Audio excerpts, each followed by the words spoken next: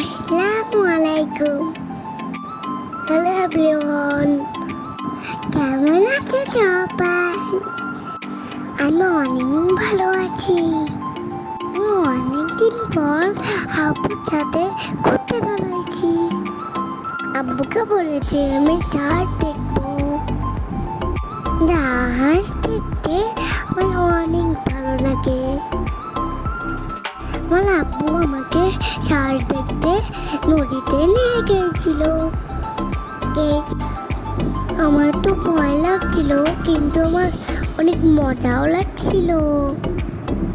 আবারে আমি তো হাতে হাতে আপন কলুয়ে উঠে পড়লাম।